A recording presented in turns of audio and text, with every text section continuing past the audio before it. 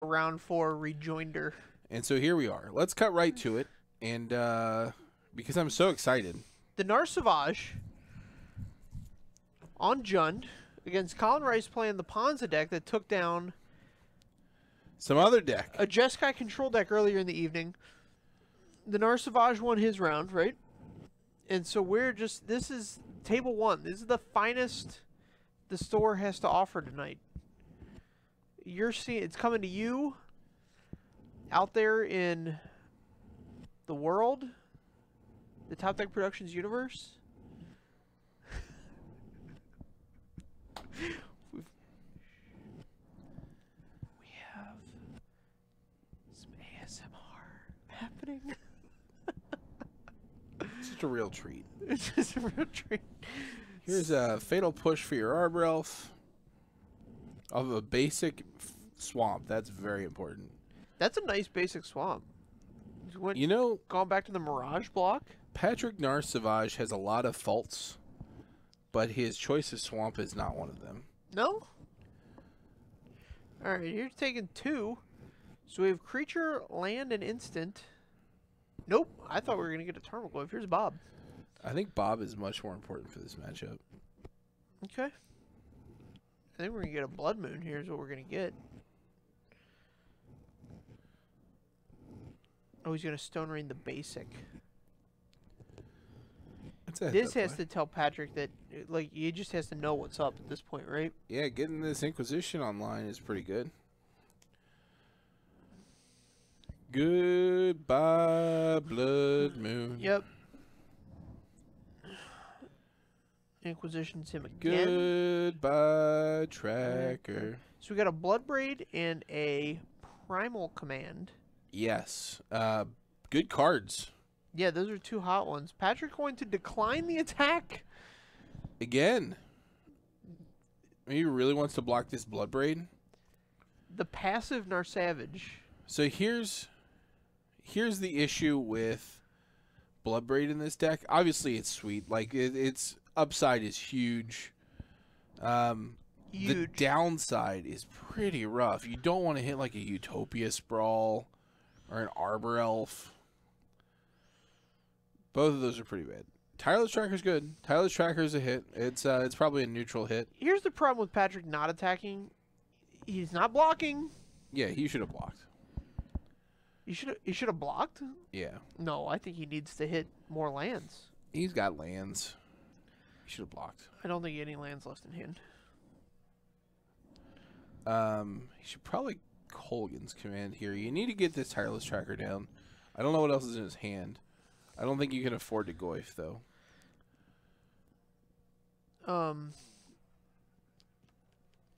If he... I might have maybe attacked before I made this sequence. Because then you can get the other creature and Colgan's command back your Bob. Making him discard's important. Like, getting rid of that Primal Command's a big deal. Oh, okay. We knew the 1 card in hand. Draws a Utopia Sprawl. Sure. 1 away from whiffing on the Bloodbraid. Taking 2. Here's a Goyf. It's going to be plenty big enough to block this. Going to 5. Patrick is really pushing this any cost to its limit for this. Yeah, greatness. this is a pretty savage play. Oh, no, not going to 5. No, he is going to 5 because he took the 2. That's right.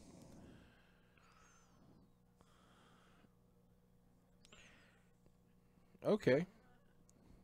Scavengers can keep it. Attack! And he wants to block now. He's at 5. He wants this thing to die. Jeez. Listen. Listen.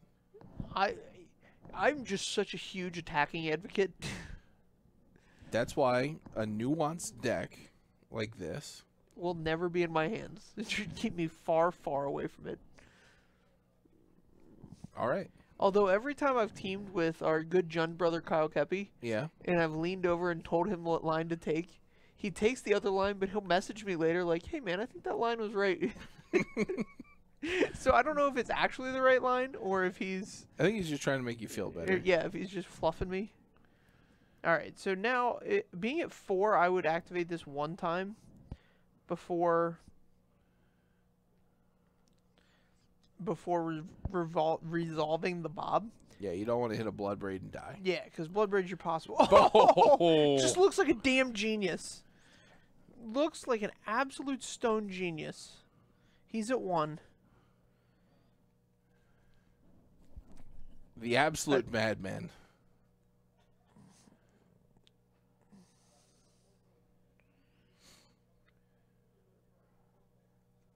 Now, you got to attack with the scavenging ooze here. You attack with both. So, like, the number of draws you have to fade decreases significantly the more damage you're dealing to him per turn. Right. Yeah, that's what I'm saying. That's why you attack with the scavenging ooze. You attack but you with can't both. you can't attack with both. You have a Goyf in hand. You can just play out a Goyf. And then activate scavenging ooze on your upkeep? Yeah.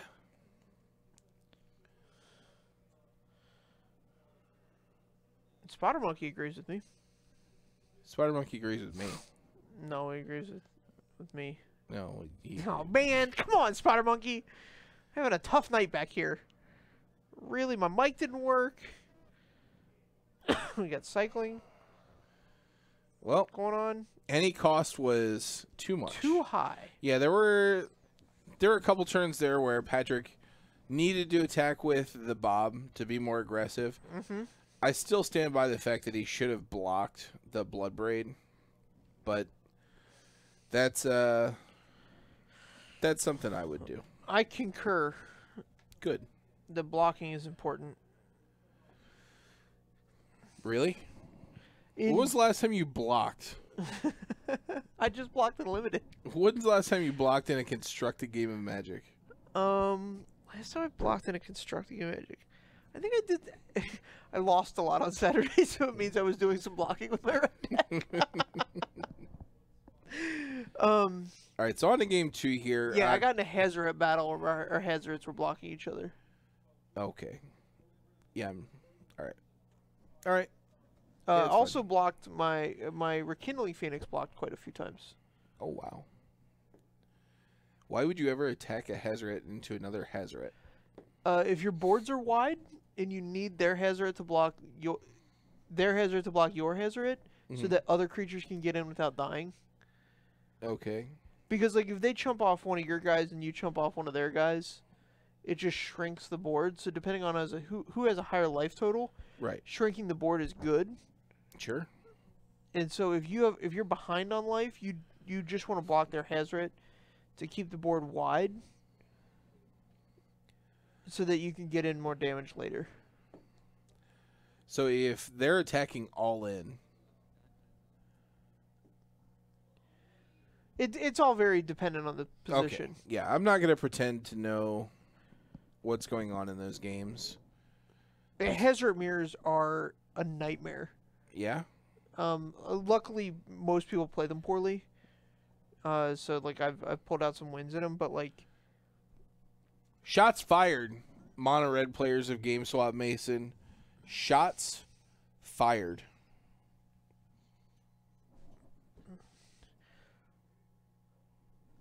I don't know what you want me to do. I want you to follow up on this claim. Drop some names. Give me the dirt. Let's start some drama. Worst Hazoret player in the store. Not Go. happening. Me, probably. Magic is totally one of those things. I've said this before, and I'll say it again. Who is the owner, or sorry, the perpetrator of the most embarrassing Hazoret play that you've seen in the history of Hazoret?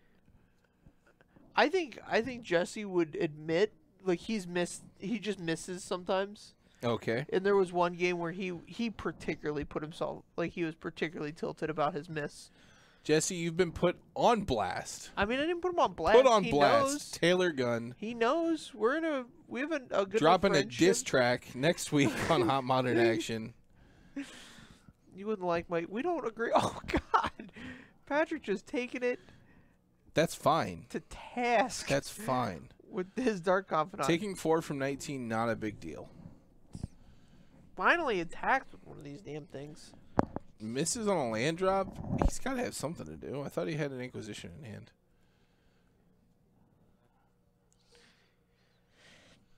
Looks like he has an Abrupt Decay.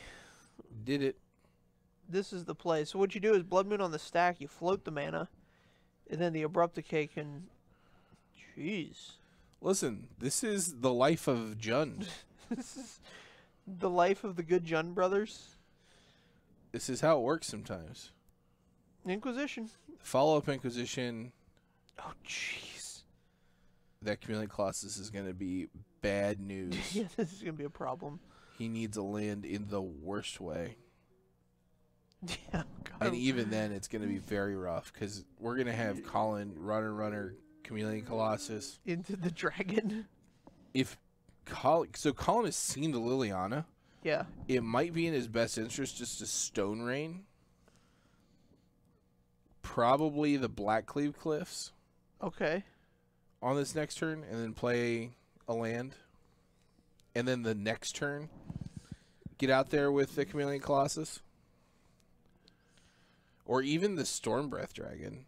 Or Thundermaw Hellkite, rather. Oh, he top decks the Blood Moon. Herkaderg. I'm a fan of a lot of Collin's card choices. I like the Beta Stone Rains. I like the Dark Blood Moon. I think this deck is a throwback to an era. And so I think it's very classy that he's gone back to that era with his card choices. Throwback to an era. Don't agree. Get it out there. Get it out there, Patrick. Be the savage that you were born to be. Did it. One of the first decks I tried to build out of a magazine was a green-red like land destruction deck that had like Ice Storm and Kudzu and Thermokarst, and you just destroyed all their lands, and it's the Stone Rain, and I feel it brings me back to that era.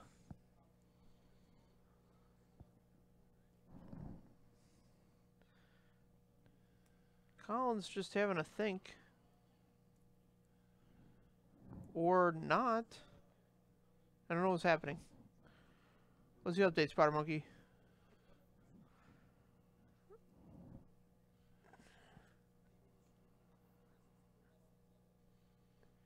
Oh, we might have had an additional land played.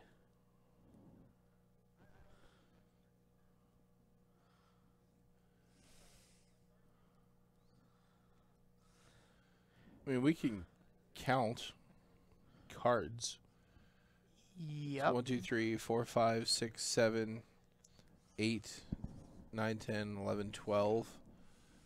He's on the draw. 5 lands, so this is turn 5. I think he has the correct number of lands because on Patrick's turn 3, he passed back with 2 lands untapped. Yeah. Collin played Blood Moon and Patrick floated for the Abrupt Decay. Right.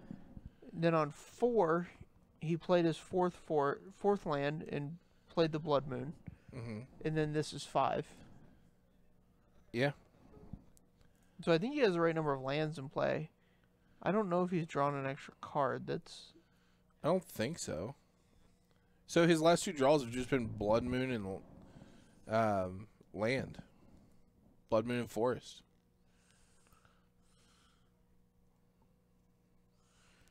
Alright, Patrick's going to get 3 cards in his hand now.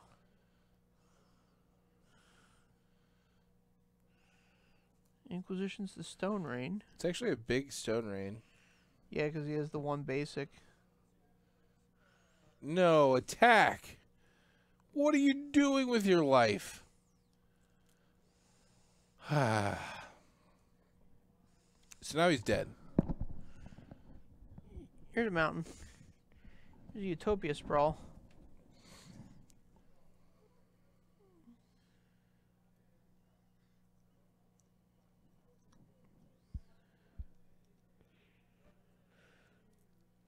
And now you're There's dead. 9, and so we got these 2 Dark Confidants to resolve. Oh, he gets another turn. Dies. Can't do anything about it. All right. Yeah, well, that was pretty unlucky situations from Patrick there. We're sorry to... Unlucky, yes. Unavoidable, no. Oh! You could have played around. You could have blocked the Bloodbraid Elf. You could have attacked with your bobs into the... Like, you're not going to block it. I want you to watch my matches. You're really letting him know. Listen, he was born to be a savage. He's got to live up to his name. Agreed. He's got to live up to the birthright. That's Tuesday Night Modern for you. Come back tomorrow. You're going to have standard action.